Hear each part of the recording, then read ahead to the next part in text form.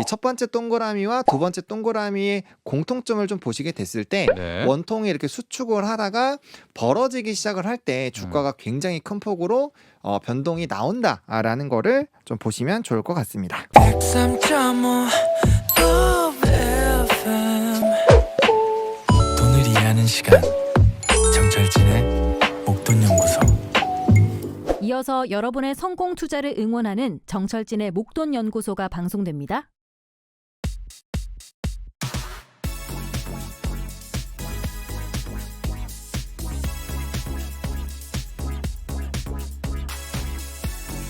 고양이와 쥐가 사이좋게 지낸다. 국내 대학 교수들이 뽑은 올 한 해 사자성어 바로 묘서동처였습니다. 이 고양이와 쥐는 원래 서로 천적 관계죠.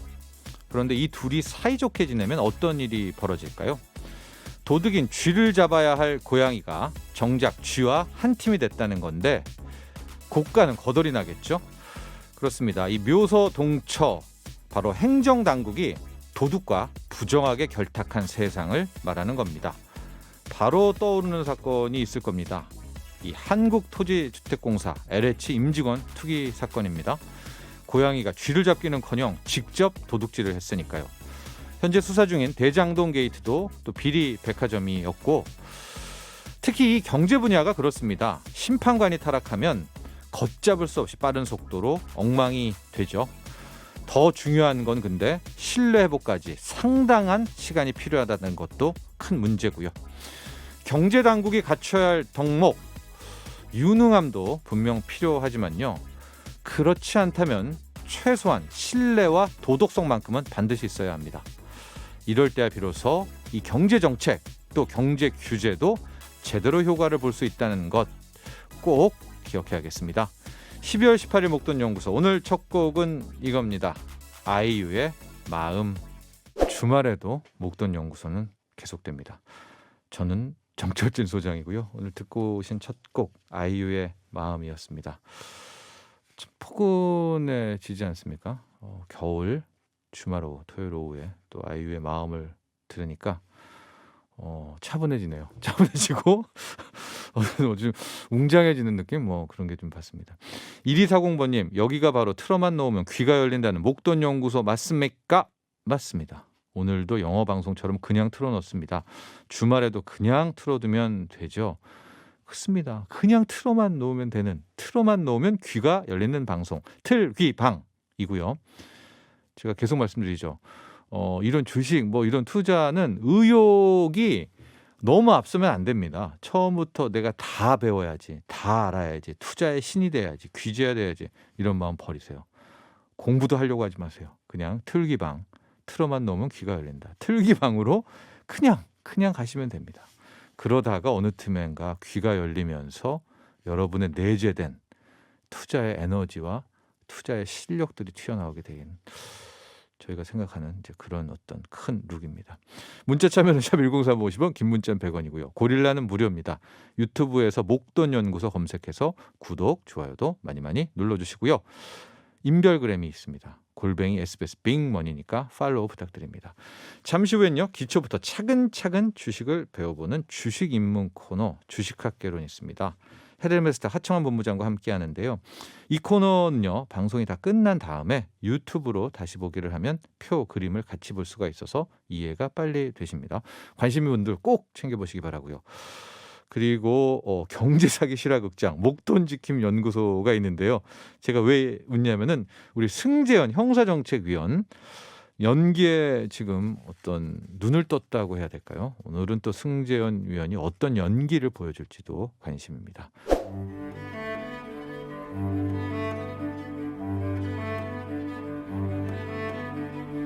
뭐든 시작이 중요하고 기초가 탄탄해야겠죠. 기초부터 단단하게 다져보는 주식 공부, 주식학개론. 오늘도 강의 진행해 주실 헤르메스타 하청환 본부장에게 차근차근 배워봅니다. 네, 하청환 본부장 스튜디오에 나와 계십니다. 안녕하십니까? 네, 안녕하십니까? 네, 머리를 아주 깔끔하게 이발을 네. 하셨습니다. 네. 네. 원래는 좀 이렇게 외모에는 많은 신경을 좀 쓰는 편은 네, 아닙니까? 네. 어린 시절부터? 아 그거는 아닌데. 아니었었어요. 네네네. 좀 대학 시절에는 많이 꾸미고 다녔었나요? 저도 한때는 네. 네, 꾸미고 다닐 때가 있었죠. 네.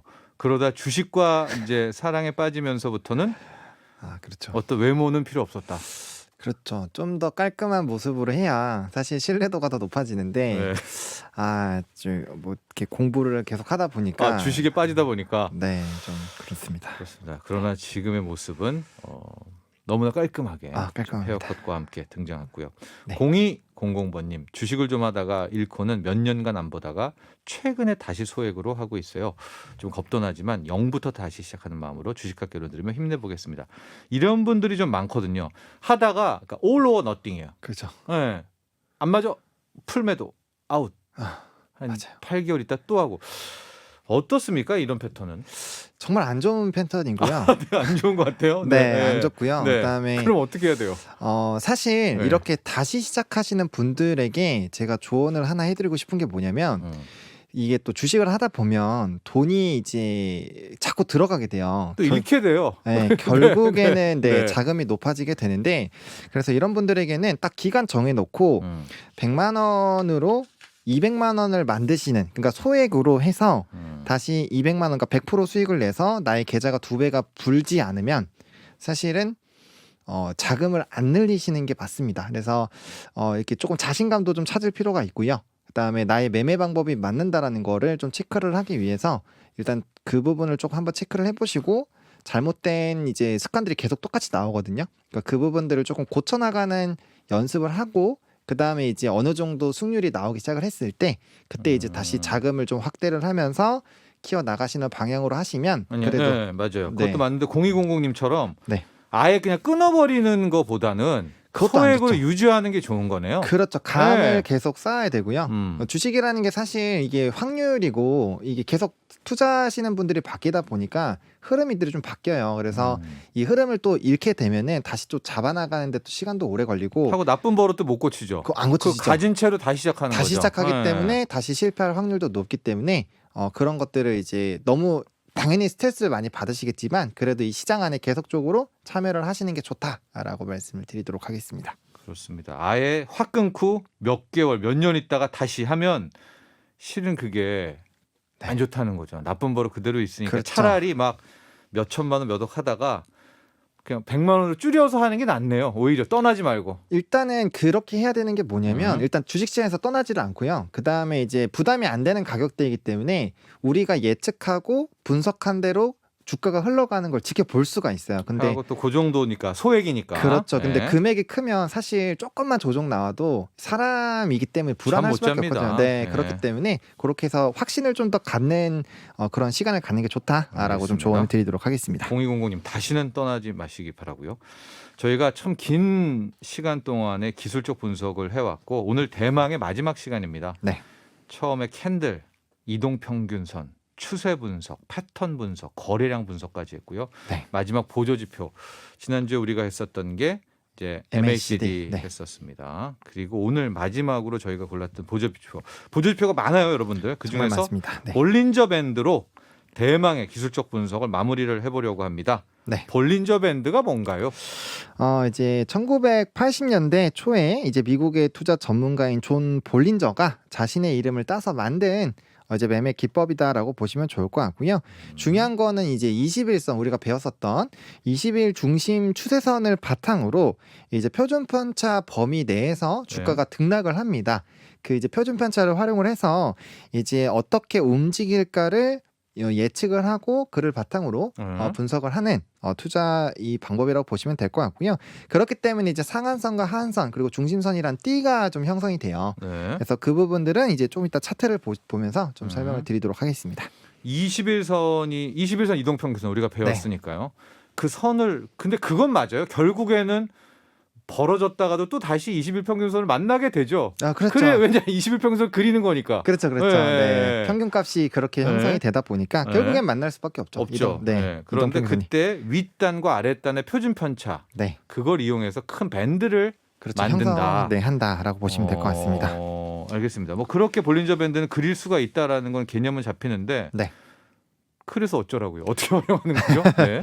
네, 이래서 일단은 상한선과 하한선을 주가가 이제 거듭해서 등락한다라는 그 부분에서 시작을 한다라고 보시면 됩니다. 그렇게 됐을 때, 이게 하한선에 왔을 때에 당연히 밑으로 주가가 떨어진 상황이니까 언젠가는 다시 상한선으로 간다라는 그런 관점으로 보게 됐을 때, 이 시점에서 그러면은 매수를 하게 됐을 때 상한선 간의 거리가 멀면 멀수록 네. 사실은 좋은 타점이 될 수가 있겠죠. 네. 그렇게 해서 이제 시작을 한다라고 보시면 좋을 것 같고요. 음. 일단은 상단과 하단 그리고 중심 추세선이 어떻게 좀 형성이 되냐면 일단 기본적으로 20일을 평균으로 하는데 네. 그거는 이제 N일로 본인이 원하시는 걸로 좀 변경은 가능합니다. 근데 음. 일반적으로는 20일을 쓰고요. 예. 그다음에 상단 밴드는 이제 이런 이동 평균선에다가 표준 편차의 승수는 보통 2를 씁니다. 그래서 이런 식으로 좀 형성이 된다라고만 기억을 하시면 되고 하단은 이제 마이너스로 표준 편차의 승수를 빼는 거고 네. 그다음에 상단은 이제 더해준다라고 보시면 됩니다. 그래서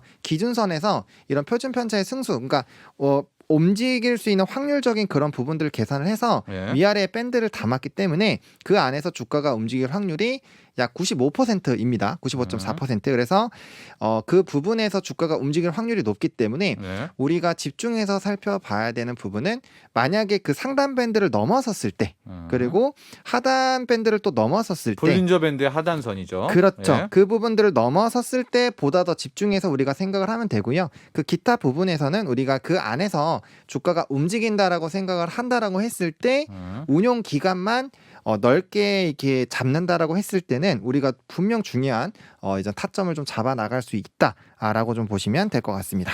볼린저 밴드 자체 그림 하나를 좀 볼까요? 중심선, 그 다음에 상단, 상하 이제 양쪽으로 이렇게 세 선이 이렇게 긁어서 움직이게 되죠. 네. 지금 화면 속에 나오고 있습니다. 네, 그래서 제가 조금 진하게 선을 변경을 했는데요. 네. 일단 위에 빨간 선, 이제 굵은 선이 이렇게 지나다니고 있을 겁니다. 예. 저게 이제 상한선. 볼린저 밴드의 상단, 네, 상단에 상한선. 있는 이제 상한선이고요. 그 다음에 이제 중간에 이제 또 선이 또 굵은 선이 하나가 있습니다. 네. 중심선으로 좀 표현을 했는데 저게 이제 20일 이동 평균선. 통상 20일 이평선. 그렇죠. 네, 그렇게 보시면 될 것 같고요. 그다음에 이제 밑에 파란색 계열의 네. 이제 하한선으로 이제 또 굵은 선이 있습니다. 그래서 저렇게 상한선과 하한선 그리고 중간에 있는 중심선을 기준으로 저렇게 이제 띠가 만들어지는 것이 볼린저 밴드다라고 보시면 될 것 같습니다. 그렇습니다. 저 21선을 기점으로 해서 그러니까 저 상한선은 표준 편차만큼을 더한 거고요. 네. 또 하한선은 뺀 거고요. 그렇죠. 거기다 승수를 두게 된 건데 잘 보시면 알겠지만 그러니까 위 아래가 볼린저 밴드의 어쨌든 폭이잖아요. 그렇죠. 저게 벌어졌다가요, 여러분들. 다시 좁아졌다가 네. 또 벌어졌다가 좁아졌다가 하는 겁니다. 그게 뭔가 의미가 있죠. 그렇죠. 의미가 네. 있습니다. 네. 어떤 의미인가요, 그게? 저거를 바탕으로 이제 우리가 수많은 매매 기법들을 좀 만들어낼 수가 있는데 네. 일단은 말씀해 주신 것처럼 이제 수축과 이제 이완을 계속하는데 똑같은 차트로 이제 그 다음 차트를 한번 보여주시면요. 네. 지금 제가 동그라미를 이렇게 해놨습니다. 네. 보시면은 설명을 되게 잘해주셨는데 지금 저 첫 번째 동그라미 왼쪽을 보시면 이 원통이 굉장히 작아졌어요. 위아래 보십시오. 딱 붙어 있어요. 네. 네. 볼린저 밴드가. 딱 네. 붙어 있다가 이제 이게 쫙 벌려지면서 스타트. 주가가 정말 급격하게 올라가는 걸 보실 수가 있는데 네. 이거는 거의 모든 차트가 똑같습니다. 대부분 주가의 급등락이 심하게 발생되는 그런 종목군들 다 켜보시면은 다 저렇게 볼린저 밴드가 쫙 벌어져 있어요. 네. 그래서 우리가 수축과 이완 그리고 이 사한선과 상한선 사이에서 주가가 움직인다라는 관점으로 봤을 때 네. 이게 벌어지고 굉장히 착 벌려진다라는 건 그만큼 가격의 변동폭이 크다라는 네. 거를 이해를 할 수가 있고요. 그렇기 때문에 우리가 저렇게 수축을 해서 모여 있을 때 일정한 방향성을 갖기 시작을 했을 때 이거는 우리가 볼린저 밴드를 봤을 때 이렇게 벌어질 수가 있겠구나라는 네. 관점으로 봤을 때 충분히 그 타점이 될 수 있는 부분입니다. 그래서 이 첫 번째 동그라미와 두 번째 동그라미의 공통점을 좀 보시게 됐을 때 네. 원통이 이렇게 수축을 하다가 벌어지기 시작을 할 때 주가가 굉장히 큰 폭으로 변동이 나온다라는 거를 좀 보시면 좋을 것 같습니다. 그렇습니다. 오른쪽 옆에 있는 저 동그라미도 거의 볼린저 밴드 위아래 선이 네, 뭉치려고 하죠. 그렇죠. 그러다가 확 또 벌어지게 됩니다. 예. 그래서 또 다음 사례를 바로 또 보면요. 네. 이번에는 제가 동그라미를 조금 많이 그렸는데 이제 매수와 매도 부분들을 조금 이제 직관적으로 좀 보실 수가 있어요. 그래서 우리가 이제 위에 굵은 빨간색이 이제 상한선이고 네. 밑에 이제 초록색 선이 이제 볼린저 밴드 하한선. 하한선인데 네. 딱 보시면은 저 상한선을 뚫고 나가는 부분들이 어떻게 보면 예외적인 부분이잖아요. 왜냐면 표준 편차가 보통 95%잖아요. 그렇죠. 그 마지막 4~5% 예외로 뚫어버렸네요. 저 때는 그렇죠. 또. 저렇게 뚫어주게 됐을 때 이제 매도의 관점으로 접근을 하시는 저 거고요. 매도죠. 그렇죠. 예. 그 다음에 다시 일정 부분 시간이 지나고 나서 저 하한선과 결국에는 좁혀지면서 만나게 됩니다. 저때 이제 주가가 다시 이제 매수를 하게 됐을 때 다시 한번 이제 볼린저 밴드 안에서 주가가 움직인다라고 말씀을 드렸잖아요. 그래서 네. 이 큰 흐름으로 보시게 되더라도 사실 저 위아래 선을 넘어서서 있는 부분을 한번 체크를 해보시면은 정말 그 비중이 적다라는 거를 확인을 하실 수가 있죠. 그래서 저 하한선에 닿았을 때 이제 매수를 하시게 됐을 때 다시 한번 이제 위로 올라가는 부분을 보실 수가 있고 야, 근데 저 종목은 대단한 종목이네요. 뭐 세력 있는 종목인가? 세 번째 동그라미에 또 뚫어요. 그 맞습니다. 네, 또 볼린저 뚫었다가 밴드를 또 뚫습니다. 네, 또 뚫어주고 그 네. 다음에 다시 한번 하한선까지 내려오게 되는데 뭐 조금 있다가 제가 이제 원통을 조금 더 자세하게 설명을 드릴 텐데 어쨌든 지금 오른쪽 두 번째 이제 하단 동그라미를 보시게 됐을 때 또 볼린저 하단 부분에서 매수 총 3번의 이제 눌림목이 있었기 때문에 3번에 닿는 그 부분에서만 매수를 만약에 하시게 된다라고 했을 때 네. 다시 한번 수축하고 이완이 되면서 손해는 안 받겠네요. 그렇죠. 엄청나게 큰 또 수익을 또 창출할 수 있는 기회를 또 포착을 할 수가 있고요. 그 다음에 그 다음에도 마찬가지입니다. 그 다음에 이런 하단 동그라미들을 보시게 됐을 때 볼린저 밴드의 하단 부분에서 매수를 하시게 됐을 때는 네. 상당 부분 결과적으로 시간이 지나게 됐을 때 좋은 결과가 나온 경우가 많다라는 거를 파악을 하실 수가 있습니다. 그렇습니다. 저 밑에 하단에 있는 동그라미들 옆으로 길쭉한 것들을 보시면은 볼린저 밴드 폭이 굉장히 좁아져요. 네. 그러면서 계속 에너지를 또 응축하다가 벌어지면서 시세가 한번 또 나오고요. 그렇죠. 그게 어느 시점부터 다시 또 모아지고 이런 것도 있는데 네. 지금 또 하나 약간 눈에 드는 것이 볼린저 밴드가 네. 우상향으로도 벌어지는 때가 있고요. 그렇죠. 예, 또 그렇죠. 우하향으로도 또 네. 벌어지는 경우가 있고 이것도 좀 뭔가 의미가 있을 것 같아요. 그 부분이 저는 개인적으로는 제일 중요한 부분이다라고 생각을 하고 있습니다. 예. 그래서 이제 이것도 차트를 좀 보시면서 바로 말씀을 드리면요. 네. 이게 이제 말씀해 주신 것처럼 원통도 일정한 방향성이라는 걸 가져요. 볼린저 그래서 밴드의 방향이 나오죠. 그렇죠. 네. 네. 주가가 계속적으로 우상향하고 있는 종목군들 같은 경우는 자연스럽게 주가의 이런 상하단이 어느 정도 정해져 있다 보니까 당연히 이제 상승 원통형으로 만들어지고 또 주가가 이제 우하향할 때는 저렇게 이제 우하향하는 하락 원통형이 발생을 하게 됩니다. 예. 근데 이제 중요한 게 뭐냐면 우리가 하한선에 닿았을 때 매수를 적극적으로 할 수 있는 부분들은 예. 사실 상승 원통에서는 그게 가능해요. 그렇죠. 그렇죠. 예. 근데 하락 원통에서는 네. 우리가 매수를 할 때는 상당 부분 고민을 많이 해봐야 되는 게 포인트인 거죠. 왜냐면 저건 추세 하락일 수 있으니까. 그렇죠. 예. 물론 이제 하단과 상단이 있기 때문에 보시면 오른쪽 하단 그 하락하는 원통을 보시게 됐을 때 네. 주가가 이제 하락 부분에서 사시고 다시 상단 부분까지 주가가 가긴 가요. 하지만 저때 이제 뚫어주게 됐을 때는 우리가 한번 추세의 급격한 변화를 한번 예측을 해볼 수가 있지만 그렇지 않은 경우에는 사실 좀 어려운 경우가 많이 있고요. 네. 그리고 저렇게 하락하고 있는 경우에서는 사실 어떻게 보면은 발목에 잡혀 계신 분들이 많기 때문에 주가가 상승을 해서 본전 라인 근처에 오게 되면은 이제 현금화를 하시는 분들이 너무 많아요. 네. 그러다 보니까 이 상승이 중장기적으로 가기보다는 단기적으로 끝나는 경우가 많다라는 것이 바로 저 우측 하단을 보시면은 바로 이제 직관적으로 눈에 들어오시는 거고요. 네. 반대로 이제 상승 원통형이 있을 때 볼린저 밴드를 보시게 되면은 상단 라인에서는 이제 매도 포지션으로 접근을 하고 이제 하단 라인에서 매수를 할 수가 있는데 네. 이제 중심선이라는 거를 상승 원통형에선 되게 많이 사용하신다고 보시면 돼요.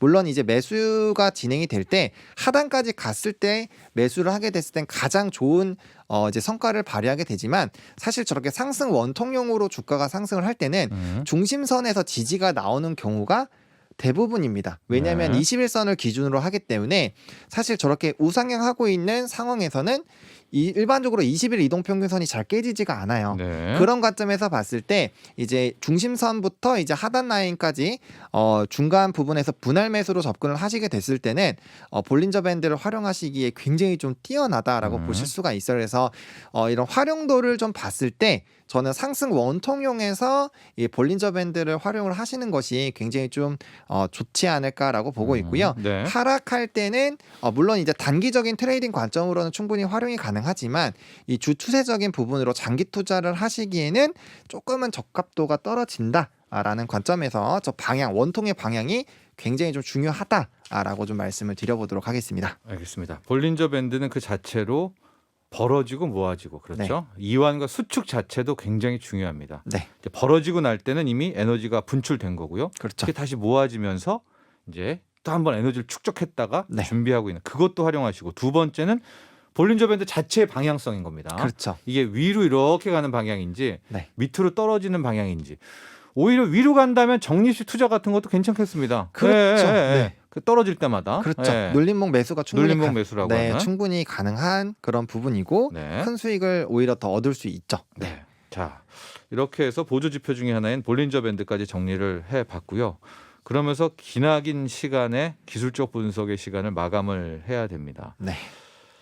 근데 이제 보조 지표는 우리가 지난주에도 얘기했지만은 어쨌든 메인 분석들이 있는 거 아니에요? 그렇죠. 캔들, 이평선, 네. 뭐 일목균형표 이런 것들을 하나의 재확인하는 정도로 활용해야 되는 거죠. 이게 메인은 아닌 거 아닙니까? 그렇죠. 아무래도 이제 저번에도 말씀드렸지만 제일 중요한 건 결국은 거래량입니다. 네. 거래량은 의사가 결정이 된 거고 네. 그 나머지 부분 이제 캔들이 만들어지는 부분과 이동평균선에 대한 이런 흐름들을 네. 우리가 보다 더 보조적인 수단으로 좀 이제 활용을 하기 위해서 보조 지표를 추가적으로 이제 확인을 하는 지표로서 활용을 하고 있다. 그러니까 그거 다시 또 마지막이 우리가 했던 이제 MACD 그렇죠. 또 볼린저까지 네.